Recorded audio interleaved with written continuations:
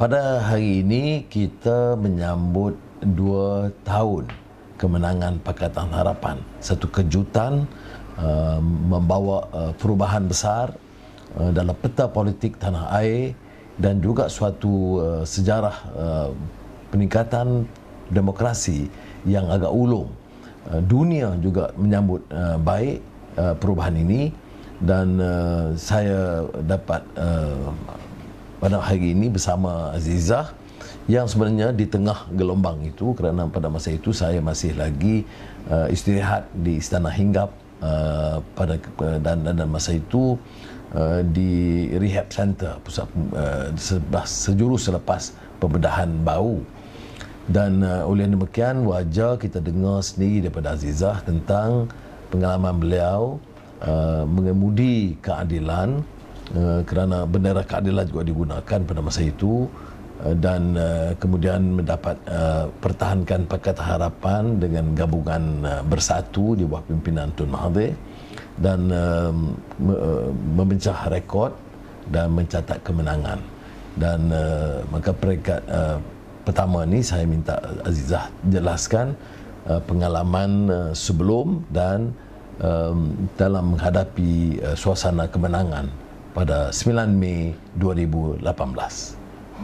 Waalaikumsalam Ramadan Mubarak. Memang adalah satu daripada apa yang berlaku pada 9 Mei itu adalah kejutan. Kita telah membina sejarah dan kita telah menukar kerajaan. Bukan mudah kerana itu bukannya satu tarikh sahaja, tetapi satu perjalanan perjuangan yang panjang lamanya, dan juga dengan banyak pengorbanan dan mungkin adalah macam-macam liku-liku yang berlaku. Namun pada hari itu kita menang dan alhamdulillah kita dapat bentuk kerajaan. Itu adalah pada diri saya peribadi satu penghormatan. Apabila kita dapat menubuhkan kerajaan, memang malam itu kami telah menghadap ke bawah duli Sultan Muhammad pada ketika itu, yang di-Pertuan Agong, untuk membolehkan mengangkat sumpah dan membuatkan keputusan yang utamat. Lepas itu bila menjadi tertubuhnya kerajaan, saya telah ingat beberapa peristiwa dan juga beberapa program yang kita lakukan. Kita dapat tunaikan sedikit daripada amanah yang telah diletak ke atas bahu kita. Jadi satunya saya sebagai Timbalan Perdana Menteri Wanita yang pertama untuk Malaysia, satu kebanggaan. Saya rasa alhamdulillah, syukur, dan juga saya juga sebagai Menteri Kementerian Pembangunan Keluarga Wanita dan Masyarakat, ya, itu juga salah satu daripada tempat untuk kita menabur bakti.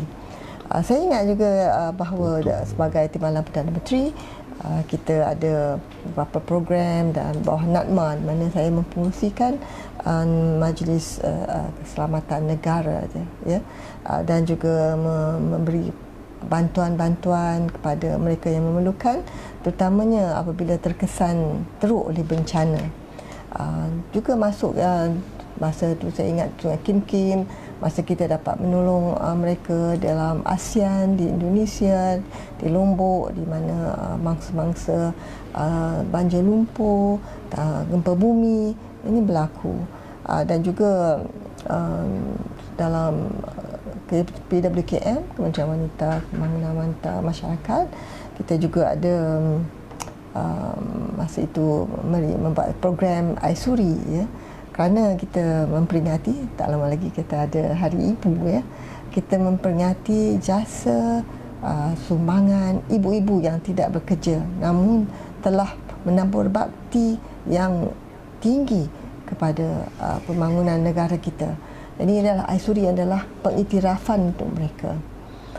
Jadi kita sekarang ada fasa pertama, ya, kita EPF. Kita nakkan 11% daripada EPF yang disumbangkan oleh suami itu pergi kepada isteri, 2%. Kita tidak ambil daripada kerajaan beri RM50, ya, untuk diberikan kepada mereka-mereka yang sumbang RM5. Itu adalah masuk fasa pertama dah dilaksana. Fasa kedua belum lagi masuk sebagai akta dalam perancangan, masih lagi dalam cara mana untuk kita melaksanakan. Fasa ketiga, suami memberikan peruntukan kepada isteri secara sukarela, memang dah ada, dan EPF hanya untuk EPF melaksanakan, menjalankannya. Dalam juga satu menangani masalah keluarga, kalau ada domestic violence ataupun keganasan rumah tangga, kita ada talian kasih 15999 yang kita mahukan semua telco bagi free service. Jadi toll free service yang kita dapatkan. Dulu kena bayar, walaupun kalau kita tak ada kredit, kita kata okay, call back daripada call center kita. Itu salah satu daripada apa yang kita usahakan, dan ini adalah penting terutamanya dalam masa COVID ini. Dalam masa COVID ini kita tangani masalah ini. Saya kira bahawa kalau mereka katakan kita tidak melakukan sesuatu, ingat ya, masa COVID, kes terakhir masa Pakatan Harapan menjadi kerajaan adalah pada 15 Februari. Kes pertama adalah 25 Januari, dan 11 hari kita tidak ada apa-apa kes baru pada masa itu, dan sehinggalah kita ditumbangkan pada 25 Februari. Pada masa itu WHO baru keluarkan kenyataan bahawa itu adalah satu pandemik, dan bukan kerana kita tidak menyekat pasukan warga asing. Apapun, it's not a blame game. It is how we tackle the problem. Ini yang perlu kita ingat semua rakyat Malaysia. This is most important. Kita nak menangani masalah COVID ini. Ya. Dan saya juga ingat masa bencana ini, kita sama-samalah kita, walaupun 9 Mei hari tarikh yang kita ingat untuk telah menukar kerajaan, namun apa yang penting adalah masa depan negara kita bersama.